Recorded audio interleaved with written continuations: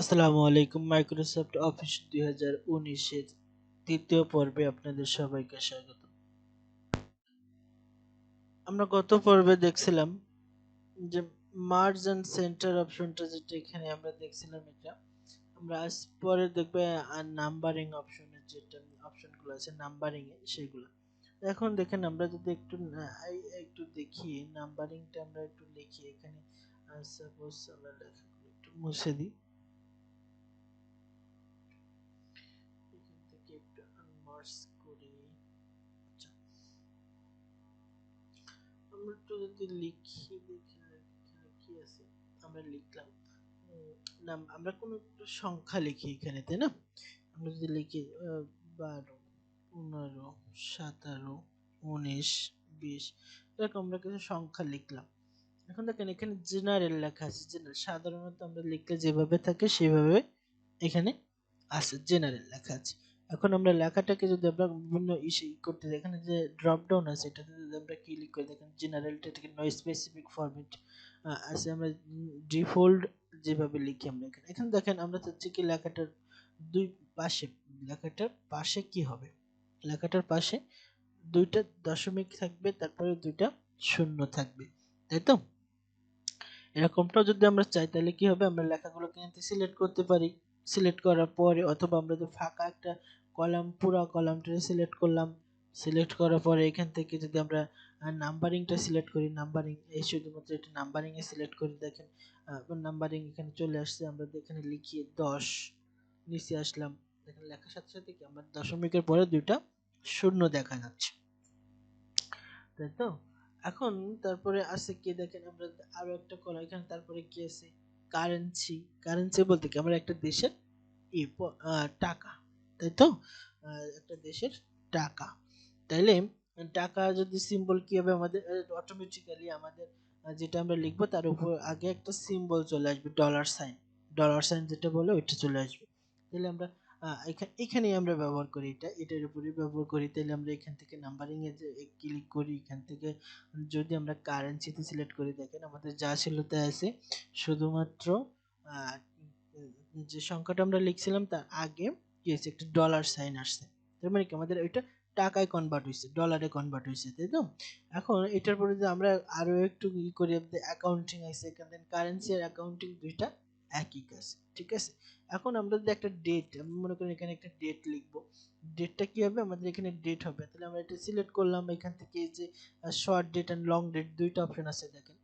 Short date কি, আমরা যেমন সাপোজ লিখি যে আজকে কত তারিখ, আজকে সাপোজ আমরা একটা তারিখ, আজকে হচ্ছে 25 তারিখ ফেব্রুয়ারি মাসের, তাহলে ফেব্রুয়ারি 2, 2022 এরকমটা যদি লিখি তাহলে আমাদের কি হবে, শর্ট ডেট এরকম আসবে। আর যদি লং ডেট থাকে তাহলে আজকে কত তারিখ, আজকে কি বার, কি মাস, এটা সবই আসবে। তাহলে আমরা একটু একটা একটু করে দিয়ে দিকে শর্ট ডেট দিলাম। শর্ট ডেট দেওয়ার পরে আমরা যদি এখানে একটা ডেট লিখি, আমরা আজকে, আজকের তারিখ লিখি 25/2/2022, আমরা যদি এটা লিখি, দেখেন এটা যা আছে তাই ছিল। এখন এটা যদি আমরা লং ডেটে কনভার্ট করি তাহলে কি হবে, আমাদের এখানে ডেটে যে আমরা লং ডেট যদি লিখি, দেখেন এখানে কি হয়। Sorry,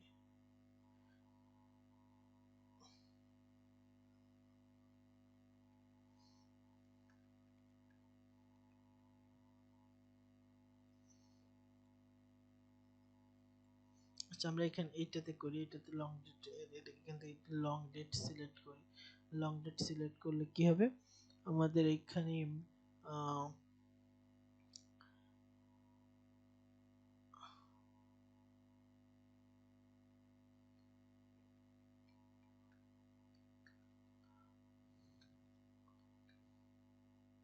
দেখেন লং ডেটটা কি আছে আমাদের, ফেব্রুয়ারি, ফ্রাইডে, আজকে শুক্রবার, ফেব্রুয়ারির 25 তারিখ, সেটা 2022 সাল, এটা আমাদের ডিটেলস দিয়ে দিয়েছে, ঠিক আছে? আর আমরা এখানে লিখলাম কি, আমরা এখানে লিখলাম শর্ট ডেট। তাহলে শর্ট ডেটে কি আছে এখানে, আজকে 2 মাস 25 তারিখ 2022 সাল।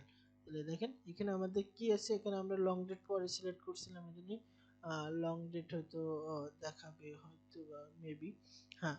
আমরা যেটা শর্ট ডেট সিলেক্ট করি, যদি এখান থেকে আমরা শর্ট ডেটই সিলেক্ট করে, দেখেন তাই আছে ফেব্রুয়ারি মাসের 25 তারিখ 2022 সাল। ওকে, তারপরটা কি আছে দেখেন, এখানে আছে আহ তারপরে কি আছে, তারপরের অপশন আছে টাইম। টাইম কয়টা, এখানে সাপোজ মনে করেন এখানে একটা টাইম আছে, আমরা একটা টাইমটা সিলেক্ট করি, এখান থেকে টাইম দিয়ে আমরা এখান থেকে টাইম দেখেন সবগুলো 12টা এম। কি আছে এখানে আমরা কি সিলেক্ট করছি, এখানে এরকমটা, এখানে যদি আমরা একটা 30 PM দিই তাহলে দেখেন এম আসছে, তাই না? কারণ কি এটা হচ্ছে সকাল। এখানে যদি আমরা একটা লিখি, এখন দেখেন এটা যদি আমরা 01টা 30 লিখি, লেখার পরে এখানে আমরা এখানে ই করতে পারবো, আমরা এখানে এম পিএম লিখে দিতে পারবো, ঠিক আছে?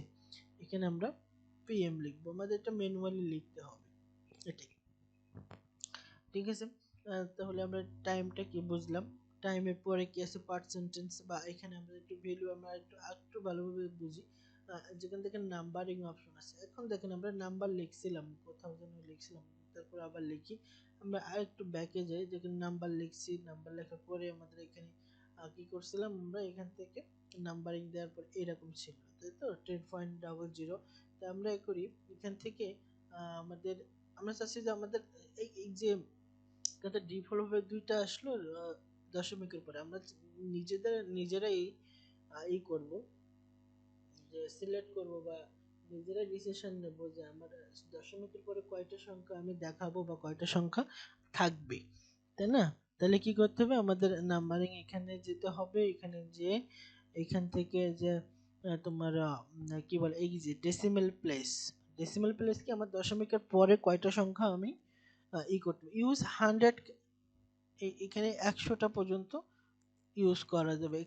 এখন এখান থেকে আমি যদি এখানে বাড়াই, দেখেন আমি যদি এখানে বাড়াই তাহলে আমার এই পাশে দশমিকের পরে শূন্য দেখা যাবে, যে কয়টা এখানে থাকবে সংখ্যা। আমি যদি 1 লিখি, দেখেন আমার একটা শূন্য দেখাবে। যদি আমি এখানে 11 লিখি, 11টা শূন্য 100, ঠিক আছে? 11টার পরে যদি আমি মনে করি যে আমার 50টা দেখাবে, 50টা শূন্য দেখাবে, এরকম, ঠিক আছে? তো সাপোজ আমি 5টা শূন্য দেখাবো বা এরকমই, আমি যদি ওকে করি তাহলে দেখেন এখানে আমার দশমিকের পরে 5টা শূন্য দেখাচ্ছে, তাই না? তারপরে কি আছে, তারপরে যদি আমরা আবার ওইখানে যাই, যাওয়ার পরে কারেন্সি আছে, একই সিস্টেম একই কাজ, অ্যাকাউন্টিং আমরা যা দেখছি সেটাই একই কাজ। এখন দেখেন এখানে সিম্বল, আমরা এখান থেকে বিভিন্ন কারেন্সি সিম্বল এখানে আমরা ই করতে পারি, চেঞ্জ করতে পারি। মেবি বাংলাদেশের হয়তো এখানে নাই, আহ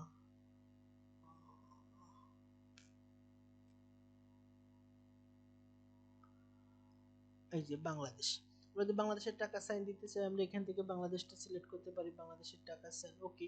তাহলে দেখেন এটা আমরা একটু বড় করি, তাহলে আমাদের ইসের পরে কি আমাদের টাকাটা চলে আসছে, ঠিক আছে? আমরা, আপনারা হয়তো বুঝতে পারতেছেন, যা না বুঝলে অবশ্যই জানাবেন, যে না বুঝেন আমি আপনাদের বোঝানোর চেষ্টা করব। তারপর ডেট এন্ড টাইম আমরা দেখালাম, যেটা এই যে long date and short date time দেখালাম, পার্সেন্টেজ একই কাজ, ফাংশন নিতে দরকার নাই, এগুলো একটু টেগি করি। এখন দেখেন আরেকটা কাজ আছে কি, আমরা যদি একটা কোনো 11টার পরে কোনো সংখ্যা লিখতে চাই বা একটু বেশি যদি আমাদের সংখ্যা হয়, তাহলে কিন্তু আমাদের এখানে কিছু করে, যেমন আমি একটা, যেমন আইডি কার্ডের নাম্বার লিখে 1994 87 68 64 72 একটা আইডি নাম্বার, দেখেন কেমন হয়েছে। এখানে আমরা জেনারেল সিলেক্ট করি, জেনারেল সিলেক্ট করে দেখেন আমাদের এখানে কিন্তু এটা শো করলো না, তাহলে কি করতে হবে, আমরা যদি চাই আমরা একটা নতুন কলামে লিখি, নতুন কলামে লিখলে আমাদের এখানে আহ, এখানে লিখি, তাহলে এখানে আমরা লিখি 1994 87 68 64 72 56 একটা আইডি নাম্বার। সাপোজ এটা একটা আইডি নাম্বার, কিন্তু এটা এখান থেকে শো করলো না, কিন্তু এখান থেকে শো করার জন্য কি করতে হবে, আমাদের ট্রেক কাজে লাগাতে হবে। তাহলে সিলেক্ট করলাম, আমরা পুরোটাই সিলেক্ট করলাম, সিলেক্ট করার পর এখানে জেনারেল থেকে মোর নাম্বার ফাংশন এই অপশনটাতে যাব, যাওয়ার পর দেখেন টেক্স, টেক্স একটা অপশন আছে, টেক্স, টেক্সের পরে আমরা যদি ওকে করি, ওকে করে এখানে যদি আমরা লিখি, দেখেন 1994 87 68 64 72 56, এটা কিন্তু আর ই হবে না, এটা কিন্তু তখন সাপোর্ট করবে, ঠিক আছে? এটাই। তাহলে বলছে না যে ভিডিওটা হয়তো খুব লং হয়েছে, তারপর আপনাদের বোঝানোর জন্য লং হলো। ঠিক আছে, আজ এ পর্যন্ত, ভালো থাকবেন সবাই, আল্লাহ হাফেজ।